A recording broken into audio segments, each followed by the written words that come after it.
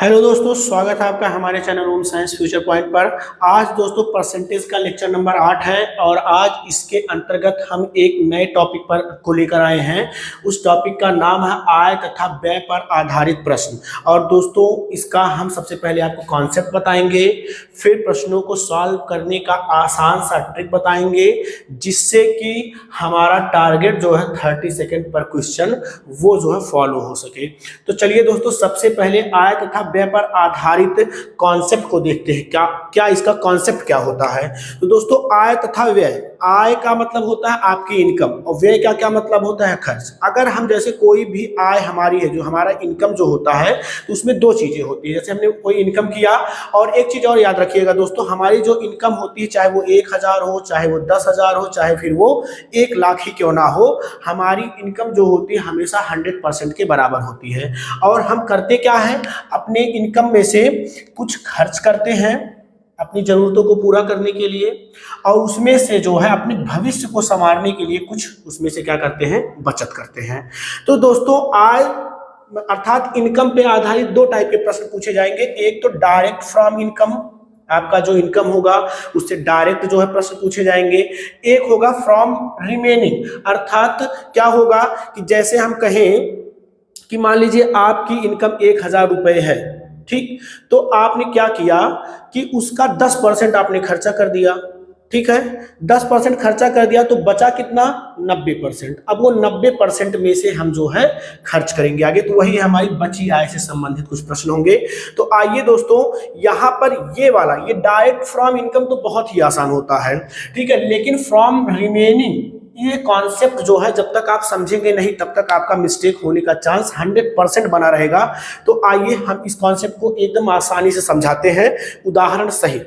देखिए दोस्तों, हमने क्या बताया अभी कि आय हमारी जो होती है वो क्या होती है, 100% होती है। अब हमने मान लीजिए कि 100% में से 20% भोजन पर अपने खर्चा कर दिया, ठीक है। अब मान लीजिए हमने क्या किया, 100% में से 20% किस पे खर्चा कर दिया, भोजन पे, तो बचा कितना, 80%। ये हमारी का है बचत है, ठीक है। दोस्तों याद रखिएगा एक चीज यहीं पर बहुत महत्वपूर्ण है, 80% बचा, लेकिन दोस्तों जो बचता है वो हमारा हमेशा 100% के बराबर होता है। जैसे अगर एक छोटा सा उदाहरण दें, तो मान लीजिए जब हम लोग छोटे थे तो स्कूल जाते थे, घर वाले हमें 2 4 5 रुपए, मान लीजिए 5 रुपए घर वाले ने हमें दे दिया, ठीक है। तो दोस्तों वो 5 रुपए उस दिन के लिए, उस पर्टिकुलर दिन के लिए हमारा 100% के बराबर होता था। मान लीजिए हमने क्या किया, उसमें से 1 रुपए टॉफी खाने में खर्चा कर दिया, तो बचा कितना, 4 रुपए। अब दोस्तों वो 4 रुपए अगले दिन के लिए हमारा क्या होगा, 100% के बराबर होगा। अर्थात हम बस इतना कहना चाहते हैं कि हमारी जो बचत होती है, हमारी जो बचत होती है वो हमेशा 100% के बराबर होता है। बस यही आप अपने दिमाग में रखेंगे तो आय तथा व्यय पर आधारित कभी भी प्रश्न आपके गलत नहीं होंगे। अब देखिए दोस्तों, यहाँ पर क्या हुआ, जब उसने 100% का 20% भोजन पर खर्चा किया तो बचा कितना, 80%, और 80% ये हमारी क्या है, बचत है, ठीक है। और बचत किसके बराबर होगा, 100% के बराबर होगा। अर्थात अब 80% का उसने, देखिए क्या किया, 80% का उसने, मान लीजिए वो मकान किराए पे रह रहा है, तो 80% का उसने 40% किस पे खर्चा कर दिया, किराए पर खर्चा कर दिया। तो अब देखिए, जैसे 80% का 40% उसने कहाँ खर्च कर दिया, किराए पर खर्च कर दिया। तो बेसिकली अगर नॉर्मली देखा जाए, जनरली देखा जाए, तो 80 का 40% खर्चा हुआ तो बचा कितना, 40%। ऐसा ही हमारे दिमाग में आता है, लेकिन ये क्या है, गलत है, ठीक है। हमने क्या बताया, जो बचत होगी वो हमारा हमेशा जो है 100% के बराबर होगी। अर्थात 80% हमारी बचत थी और ये किसके बराबर होगी, 100% के बराबर होगी। अब हमने क्या किया, 80 का 40% अगर हमने खर्चा कर दिया तो अब बचेगा यहाँ पर 40% नहीं बचेगा, बचेगा कितना, 60% बचेगा। तभी तो दोनों का सम 100% के बराबर आएगा, ठीक है। यही कॉन्सेप्ट यहाँ पर एक बार आपने समझ लिया तो फिर जो है बची आय से संबंधित प्रश्न कभी भी आपका गलत नहीं होगा। तो चलिए आगे चलते हैं। अब देखिए 80 का उसने 40% किराए पर खर्चा कर दिया, तो बचत कितनी हुई उसका 60%, या हम यूं कह सकते हैं कि 80 का 60% उसके पास बचा। अब जो बचा है वो किसने के बराबर होगा, 100% के बराबर होगा। अर्थात दोस्तों यहां पर इस चीज को ध्यान रखिएगा कि ये जो 60% है ये किसके बराबर होगा, 100% के बराबर होगा। ठीक है, तो हम क्या करेंगे, अब मान लीजिए कि व्यक्ति आगे क्या कर रहा है कि 60 का परसेंट बचा है, तो उसने 60 का 50% स्कूल के फीस पर खर्चा कर दिया। ठीक है, 60 का 50% स्कूल के फीस पर खर्चा कर दिया, तो फिर वही गलती करने की जरूरत नहीं है कि 60 का 50% हमने खर्चा किया, तो यहाँ पर बचेगा कितना, 10% नहीं बचेगा, ये गलत है।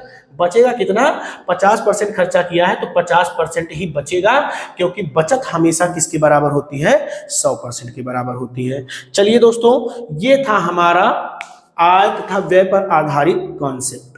अब हम एक बार आप क्या करिए, ये जो हमने डायग्राम बनाया है इसका ऐसे स्क्रीनशॉट ले लीजिए, क्योंकि बाद में जब आप रिवाइज करेंगे तो फिर आप जब इस डायग्राम को देखेंगे, इस फ्लो डायग्राम को देखें, तो आपको बड़ी आसानी से सब कुछ समझ में आ जाएगा।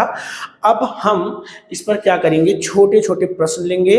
सबसे पहले तो हम डायरेक्ट फ्रॉम इनकम पे आधारित प्रश्नों को लेंगे, उसके बाद बची आय से संबंधित प्रश्नों को लेंगे, और आपको दिखाएंगे कि प्रश्न दोस्तों पढ़ने में थोड़ा सा इसका प्रश्न थोड़ा बड़ा होता है, लंबा होता है, पढ़ने में थोड़ा कंफ्यूजिंग होता है, लेकिन आज हम आपको ऐसा तरीका बताएंगे कि आप का जो है सारा डाउट, आय तथा व्यय पर आधारित जो प्रश्न के डाउट बने होंगे वो एकदम आसानी से सॉल्व हो जाएंगे। चलिए दोस्तों, प्रश्न के माध्यम से हम देखते हैं इसको।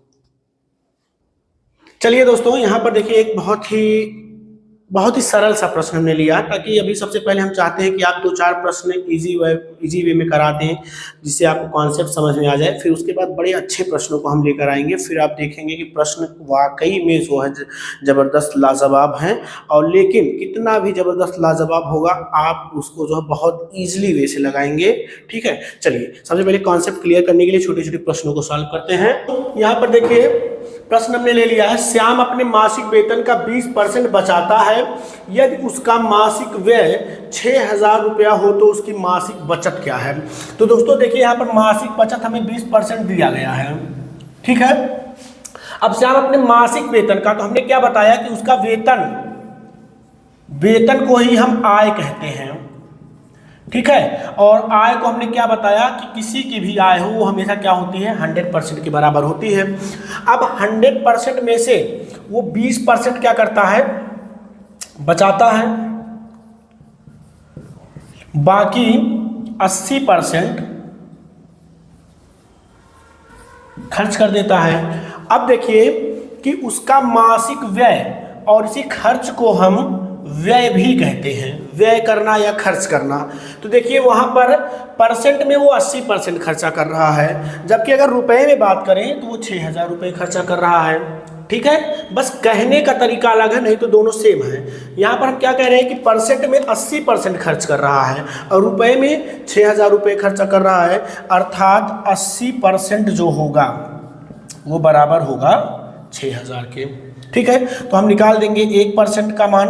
1% का मान निकालने के लिए हम 6000 को 80 से भाग कर देंगे।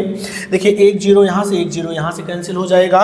4 से डिवाइड करिए, 4 2 जा 8 और 15 4 जा 60, 1 0 बढ़ जाएगा, और 2 से डिवाइड करेंगे 75 टाइम्स में पूरा कंप्लीटली डिवाइड हो जाएगा। मीन्स इसका कहने का क्या मतलब है कि 1% किसके बराबर आया, 75 के। ठीक, अब यहाँ पर देखिए हमें पूछा क्या, उसकी मासिक बचत, और बचत कितनी थी, 20%। अगर 1% 75 है तो 20% कितना होगा, 20% हो जाएगा 75 गुणे 20 करेंगे, और 75 2 जा 150 और 1 0 बढ़ा देंगे, अर्थात उसकी मासिक बचत रुपए में निकल के आ गई कितना, 1500 रुपये है। ठीक है, चलिए अगले प्रश्न पर चलते हैं। तो चलिए दोस्तों, यहाँ पर हमने दूसरा प्रश्न ले लिया है। कह रहा है एक आदमी 40% भोजन पर, 20% किराए पर, 12% यात्रा पर और 10% शिक्षा पर खर्च करता है। इन सभी व्यय के बाद वह 7200 रुपये बचाता है। यात्रा पर व्यय राशि ज्ञात कीजिए। तो दोस्तों ये देखिए, हमने दो टाइप बताया था ना आय वाले में, एक डायरेक्ट जो है इनकम पे होता है और एक बचत पर होता है। तो यहाँ पर दोस्तों ये जो है डायरेक्ट इनकम पर है, मतलब डायरेक्ट वो क्या कर रहा है, अपने इनकम में से 40%, 20%, 12% और 10% खर्च कर दे रहा है। ठीक है, तो यहाँ पर क्या करेंगे, सबसे पहले तो उसके द्वारा जो जितने परसेंट खर्च किए गए हैं उसको हम प्लस कर लेंगे। और आय हमने बताया है कि आय हमेशा क्या होता है, 100% के बराबर होता है। ठीक है, तो व्यक्ति द्वारा खर्च किया गया कुल परसेंट, मतलब कितना परसेंट खर्चा किया है उसने, तो 40 प्लस 20 प्लस 12 प्लस 10, 40 और 20 60, 10 70, 1 80 और 2 हो जाएगा, मतलब उसने 82% क्या कर दिया, खर्च कर दिया। अब टोटल आय कितना होता है, 100%, तो बचत कितनी हो जाएगी उसकी, बचत हो जाएगी 100% में से 82% हम क्या कर देंगे, माइनस कर देंगे, अर्थात बचा कितना उसका 18%। अब देखिए परसेंट में यहाँ पर 18% बचा है और रुपए में कितना बचा रहा है वो 7200 रुपये, अर्थात यही जो 18 है वही 7200 के बराबर है। फिर एक का मान निकाल लीजिए, तो 7200 को 18 से भाग करेंगे 4 बार में, अर्थात 400 आ जाएगा। इसके बाद हमें निकालना क्या है, यात्रा पर व्यय राशि, और यात्रा पर वो कितना खर्च करता है, 12% खर्चा करता है। अगर 1%, ये सब परसेंट में आ रहे हैं, अगर 1% 400 के बराबर है तो 12% मतलब क्या हो जाएगा, 400 गुणे 12 और 12 चौक 48, अर्थात 4800 रुपये वो कहाँ खर्चा कर रहा है, यात्रा पर। इसी तरीके से आपसे पूछ सकता था शिक्षा पे कितना खर्चा करता है, तो 1% का पता है 400, तो 10% का 4000 हो जाएगा। इसी तरीके से 20%, इसी तरीके से 40% हम अलग अलग उसके खर्चों को रुपए में बता सकते हैं। और अगर यही हमसे पूछ लेता कि उस व्यक्ति की कुल आय कितनी है, तो 1% कितना था 400 के, तो कुल आय कितना है 100% है, तो उसकी जो कुल आय हो जाएगी, कुल आय हो जाएगी 100 में क्या करिए 400 से गुणा कर दीजिए, अर्थात 40,000 रुपये उसकी टोटल इनकम थी। ठीक है, चलिए आगे चलते हैं। चलिए दोस्तों अगले प्रश्न पर चलते हैं। यहाँ पर प्रश्न है, ए अपने वेतन का 30% भोजन पर व्यय करता है और 3% एक ट्रस्ट में दान देता है। वह इन मदों पर कुल 2310 रुपये व्यय कर देता है। तो ए का मासिक वेतन क्या है। सबसे पहले तो मासिक वेतन कितने के बराबर होता है, मासिक वेतन हमेशा होता है 100% के। अब देखिए वह वेतन का 30% भोजन पर और 3% ट्रस्ट पर दान देता है, अर्थात दान जो दिया वो भी तो क्या हुआ, उसके वेतन में से खर्चा हुआ।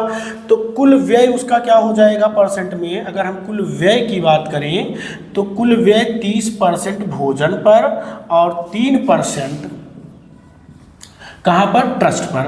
तो 30 और 3 33% उसका क्या हो गया, खर्च हो गया।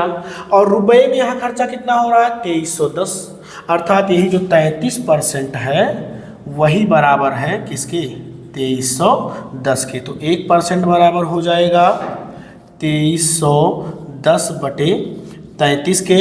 और हमें निकालना कितना है, हमें निकालना है यहाँ पर 100%, अर्थात उसका मासिक वेतन निकालना है।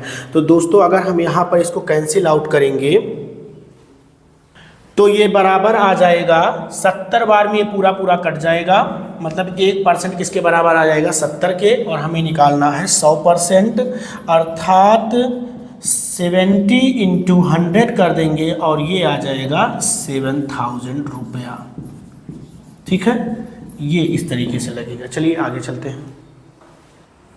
चलिए दोस्तों यहाँ पर देखिए बहुत ही अच्छा प्रश्न है। और हमने क्या बताया था, दो टाइप के बताए थे ना, एक डायरेक्ट इनकम पर और एक बचत पर। तो वो बचत वाला ही है, ध्यान से देखिएगा। कह रहा है एक आदमी अपनी आय का 24% मकान के किराए पर तथा 62% अपने परिवार पर व्यय करता है तथा शेष आय की बचत करता है। यदि उसकी बचत 6300 रुपये हो तो उसकी कुल आय क्या है, तो कुल आय क्या होती है 100% होती है। ठीक, चलिए आगे चलते हैं। अब देखिए 100% कुल आय उसकी थी, ठीक है, कितना थी 100%, और 100% में से उसने जो है कितना खर्चा किया 24% प्लस 62%, अर्थात ये क्या किया है खर्च, ठीक है। ये हो जाएगा 4 और 2 6, 2 8, 86% उसने खर्चा कर दिया, ठीक है। अब 100 में से अगर हम 86 निकालेंगे तो शेष बचत उसकी कितनी है, शेष बचत 100 माइनस 86, अर्थात 14% क्या हो जाएगी उसकी बचत, ठीक है। अब देखिए यहाँ पर, और उसकी बचत यहाँ रुपए में कितनी है 6300, अर्थात 14% बराबर हो जाएगा किसके 6300 के, तो 1% बराबर हो जाएगा 6300/14, अर्थात कैंसिल करेंगे तो ये आ जाएगा 450 के, और हमें निकालना है उसकी आय, और आय कितना होता है 100%, अगर 1% दोस्तों 450 के बराबर है तो 100% 100 से कर दीजिए गुणा, और ये लीजिए आपका आ गया 450 और 2 0 यहाँ से बढ़ा दीजिए इजीली, तो 45,000 रुपये उसका जो है इनकम है, मासिक आय है। तो दोस्तों बस आज के लिए इतना ही है।